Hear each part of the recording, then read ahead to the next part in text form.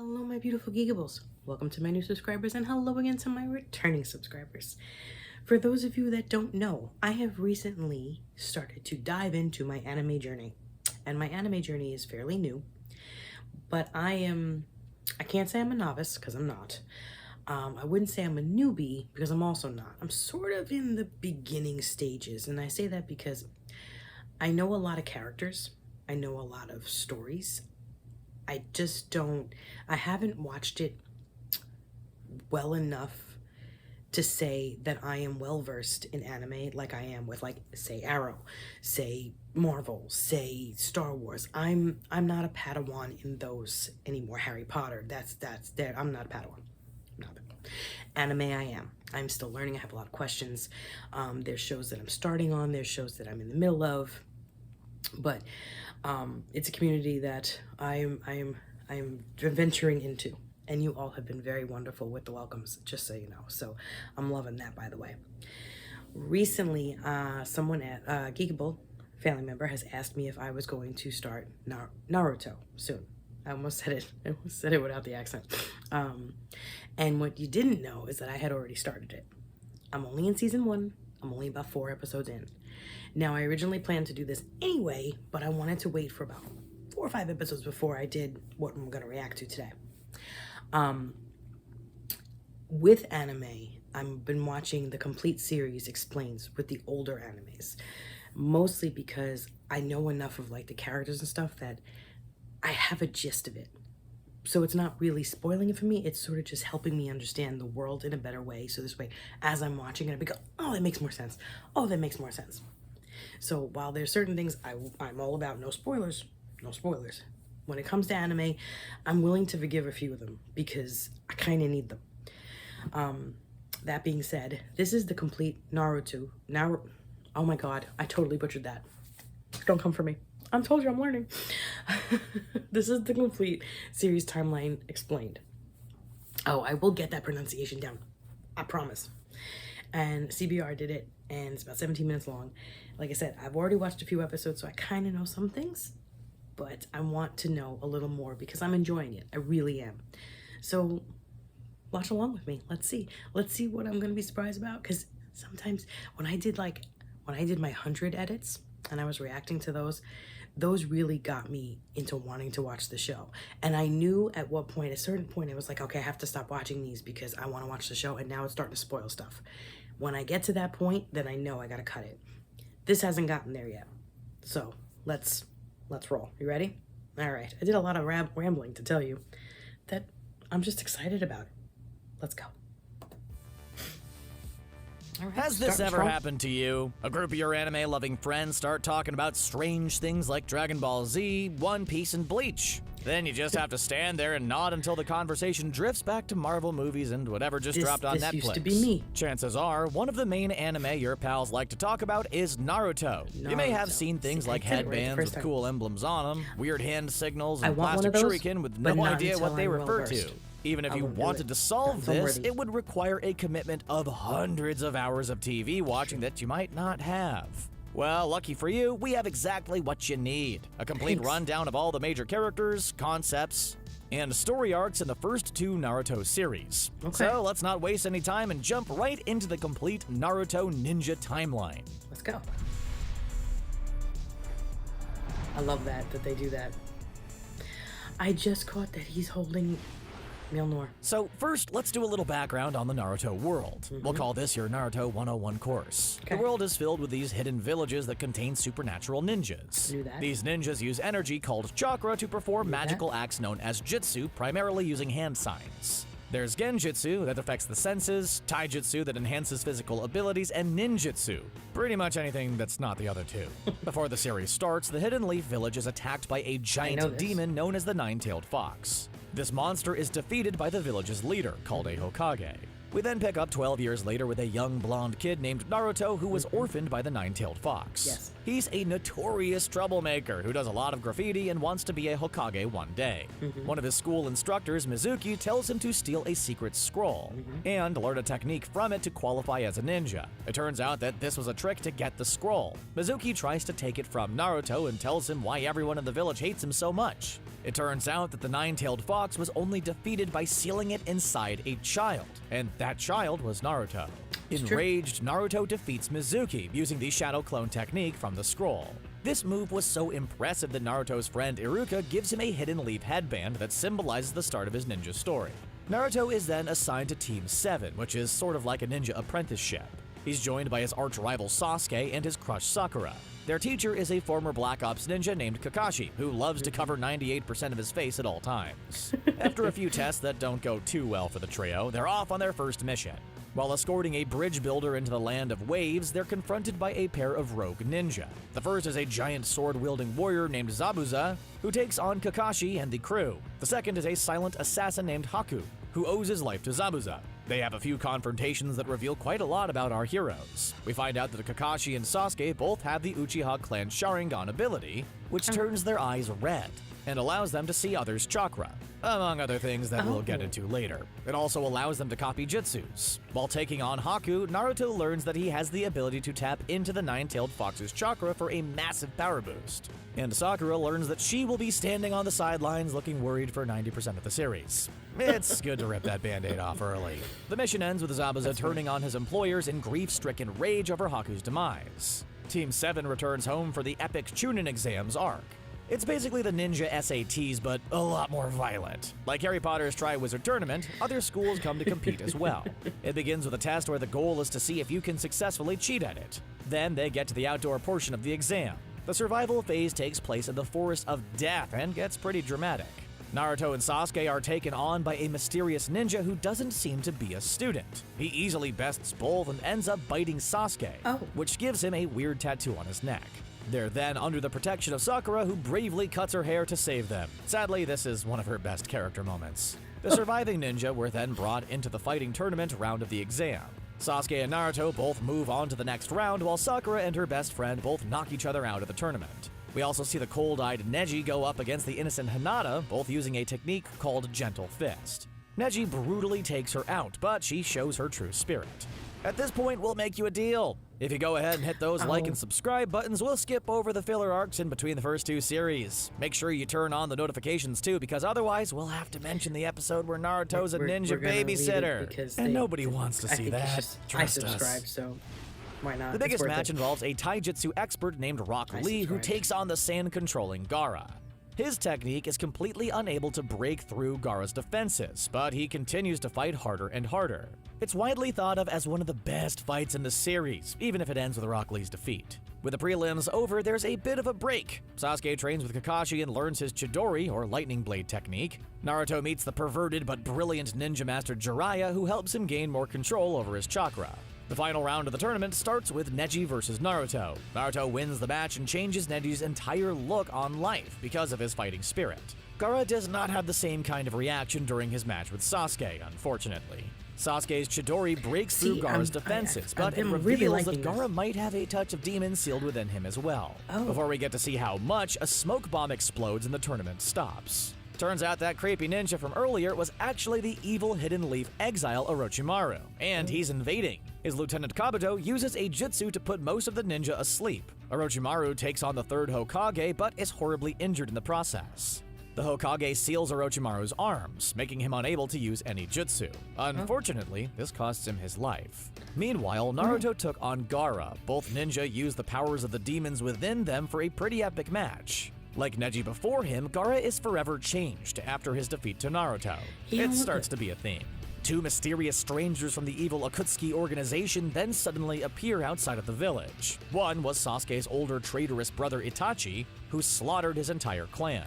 The other was Kisame, who was his sword-wielding shark-based partner. Itachi makes easy work of both Sasuke and Kakashi with his advanced Sharingan powers. But they get away. Now that the village doesn't have a Hokage, they need a new one. So our heroes set off after the legendary ninja Tsunade, a former comrade of Orochimaru and Jiraiya and pupil of the third Hokage. Unfortunately, Orochimaru is also after her to heal his arms. Luckily, they defeat him again, and Tsunade becomes the new Hokage.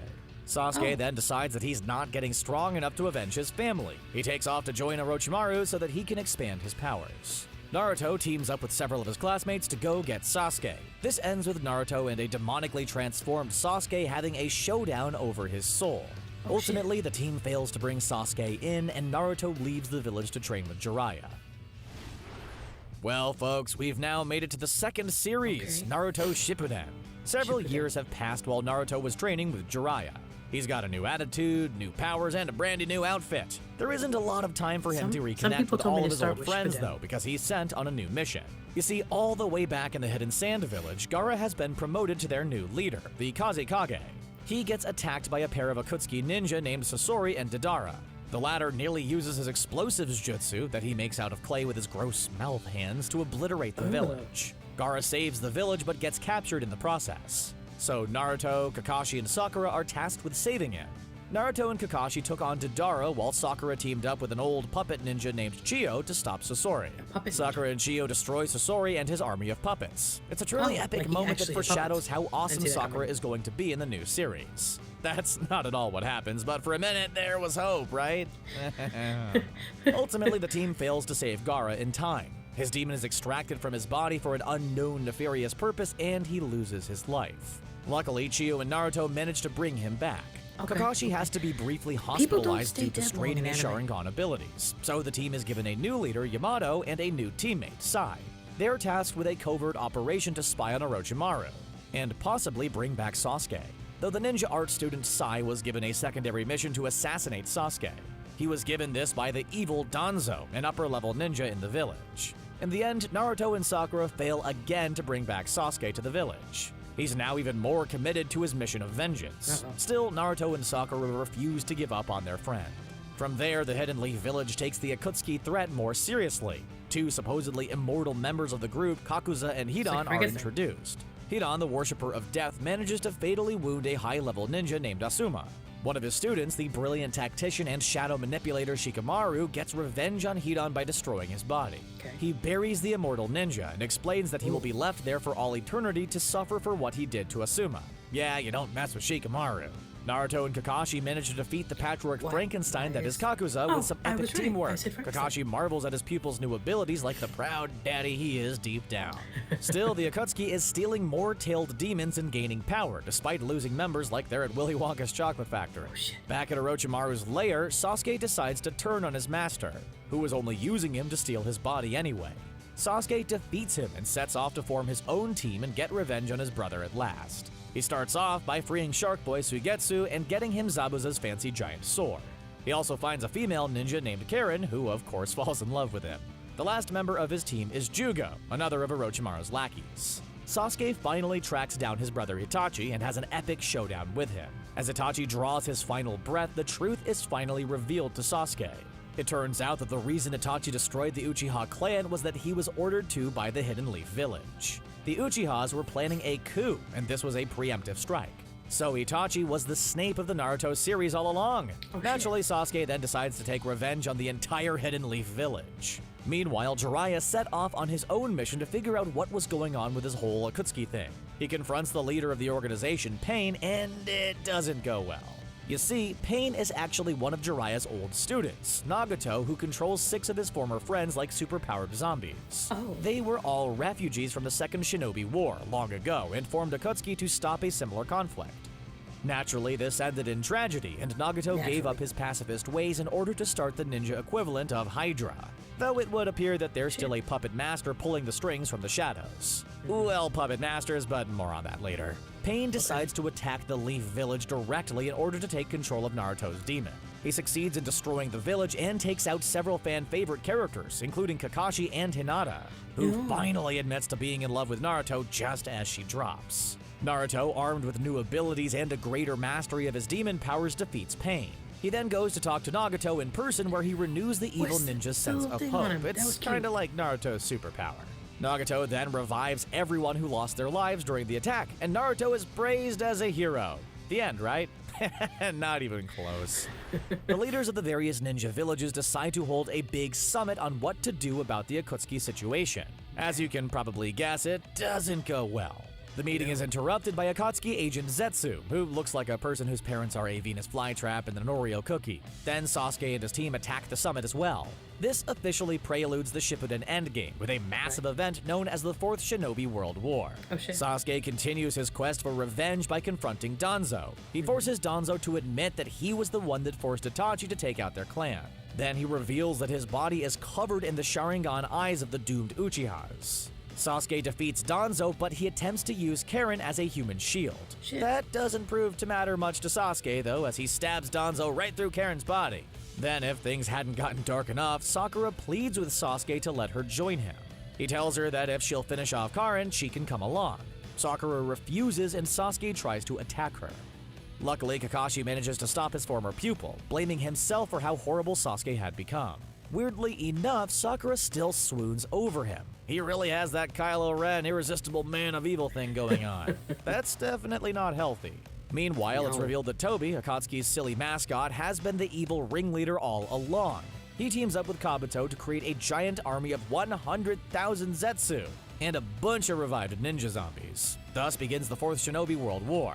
There are a lot of skirmishes with old faces and epic team-ups. Things really heat up, though, when Akatsuki reveal their secret weapon, the legendary evil ninja Madara Uchiha.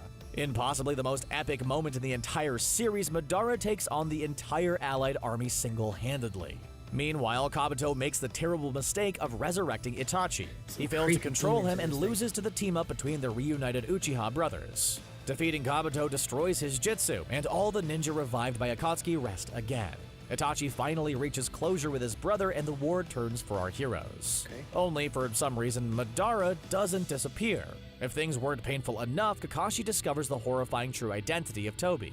So Kakashi was trained by the ninja who would be the fourth Hokage, who also sealed the nine-tailed fox and looks suspiciously like Naruto.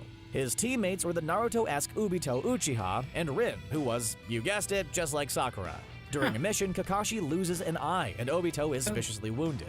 Obito gives Kakashi his eye, possessing the Sharingan, and is left to his end. Only it turns out Obito didn't lose his life after all. He was saved by the incredibly old Madara Uchiha, who brought him into his plans. When he was well enough, Obito tried to rejoin his friends, but found Kakashi stabbing Rin through the heart with his Chidori. Though, of course, Rin had tricked him into doing it to save other people. Madara then explained to the grieving Obito that he planned to transform the world into a paradise, where no one would lose a loved one again. So Obito Darth Vader'd hard, donned a mask, and started the whole Akatsuki plot. He also was the one who released the nine-tailed fox on the Hidden Leaf Village. His former mentor then steps in and saves the village by sealing the demon into his own son. That's right, Naruto's the son of the fourth Hokage. Yeah, we saw that one coming. There isn't a whole lot of time to process this, though, because Obito and Madara are ready to enact their big plan. Despite the fact that they failed to capture the 9- and 8-tailed beasts, they set about summoning the legendary 10-tailed demon. This threat devastates the allies and takes the life of Neji. Naruto holds his old rival as he reflects on how Naruto changed his life. Obito hoped that this setback would crush Naruto's resolve, but it merely strengthens it. All of the young ninja from the series reunite, including Naruto, Sasuke, and Sakura. Obito seals the 10-tailed beast within him and becomes even more powerful. Naruto and Sasuke combine their powers and overcome Obito, though he manages to revive Madara to his full power.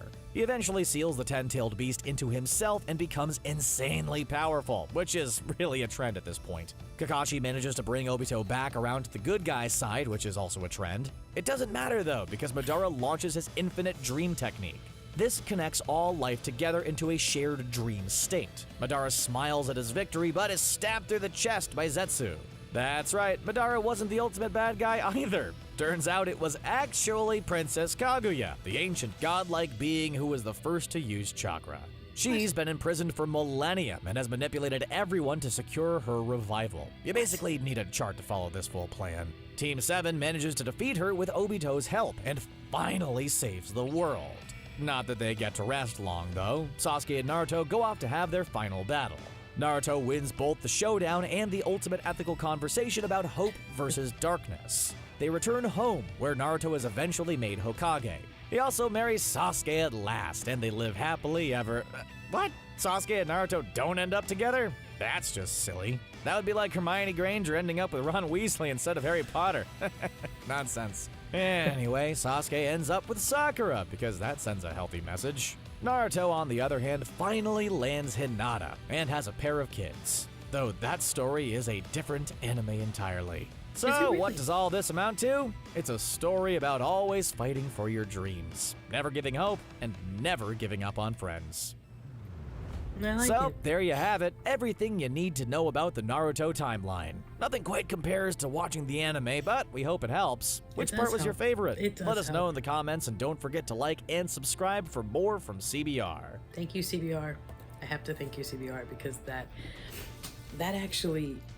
helps tremendously, because there's so much information and so many players that now I feel more ready to go into it and dive in deeper, and it's I feel good.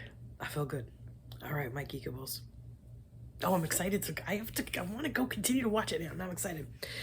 I'm watching so many things at the same time. It's not even funny. Which is another reason why this helps, because I have so many stories and things happening. But my geekables, there you have it. That was the complete Naruto series timeline explained. I feel a little more well-versed now, and I am excited to keep on going. So, hit that like button, hit that subscribe button, follow along, and I will see you all next time. Bye.